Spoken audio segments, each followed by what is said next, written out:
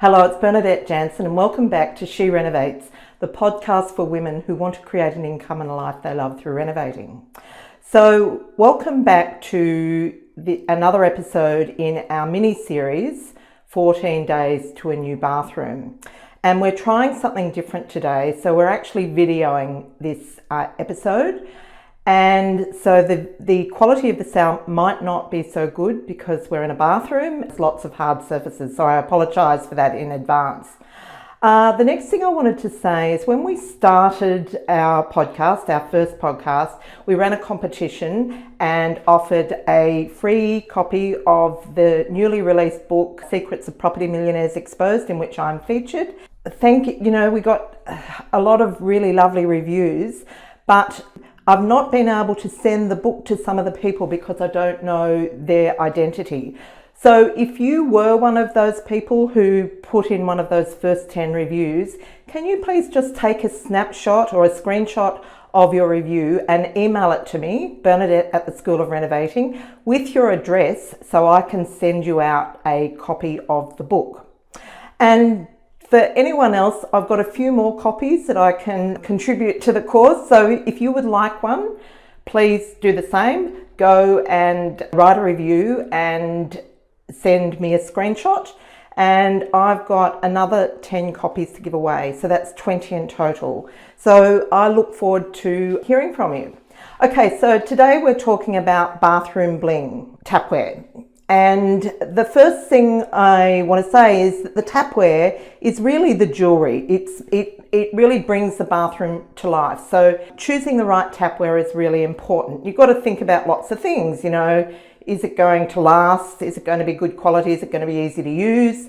And so there's some of the things that we're going to deal with today. Now, the first thing you'll want to decide is, are you going to go for mixer taps or hot and cold? Okay. Now, we've got mixer taps in this project and I'll just show you. So you can see there, and the reason why I like mixers is, one of them is usually they're a little less expensive, not always. And the second reason is because you can operate it with one hand. It's much easier to work with and it's a much more modern look. Also, if you are working in a bathroom that you're not planning to totally strip out, so you're trying to conserve some of it, you may not want to go for mixers because the piece, it's called the breaching piece that goes into the wall that actually mixes the hot and the cold together, has to be cut into the wall. So if you're not wanting to disturb your waterproofing, then you're not able to do that. So, but if you're stripping out the tiles and re-waterproofing, yes, go for your life. Next thing to think about is the colour that you go for. So there's so many metals in particular that are available, but lots of colours. You can go black, white, red even, and lots of really cool metals like gunmetal or copper. So you can get a really edgy look with your tapware, but you want to think about the type of project you're putting it into. If you're putting it into a project that you're going to be living in for a long period of time, then you probably don't want to go with something that's going to date too much. So have a think about that. Maybe go for something more timeless like stainless steel, which we've done, or polished brass or brushed brass is quite popular at the moment. I think that's quite a good timeless sort of look. But however, if you're planning to sell the property, then you might want to go for something edgier because, when someone buys a new property, often they want to have the latest and greatest. So maybe go for something that's a little bit more on trend. Although I'm saying that, I'm so over black taps, so I really think that it's time to put them to bed, as well as often they will scratch quite badly. So they look great to start with and then they don't look so great. Whatever you choose, keep in mind that you need to have your collars match your cuffs. So if you put in gunmetal tapware, then you've got to find the toilet buttons to match, the towel rails, the fittings on the shower. It can, you're really committing to a serious investment. So remember that. And consistency is important.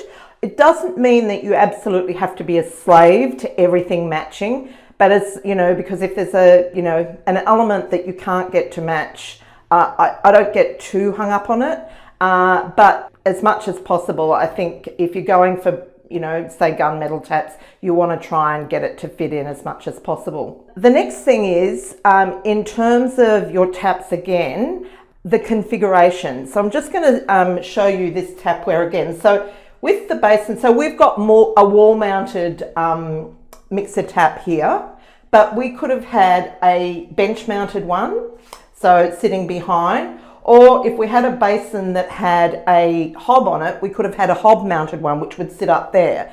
So when you're going for those types of taps, you really need to know the type of basin and vanity that you're putting in so that you can tailor it, the tap, to the basin. Because if you go for a bench mounted one, you need to have something that's much higher so it gets up over the edge of the basin and the water gets actually into the basin. Whereas if you're going for a hob mounted one, you won't want the tall one because it'll look silly, so you'll need the smaller one. Okay, and also, so the last point I want to make is around the installation, and I alluded to this before, but just be mindful, any mixers or taps in general that are wall mounted are going to have to be cut into the wall, and that has to happen at the first fix stage. So before any waterproofing, before the walls are sheeted or rendered, that has to happen like on day one. So if you're going for mixer taps, you need to have them on hand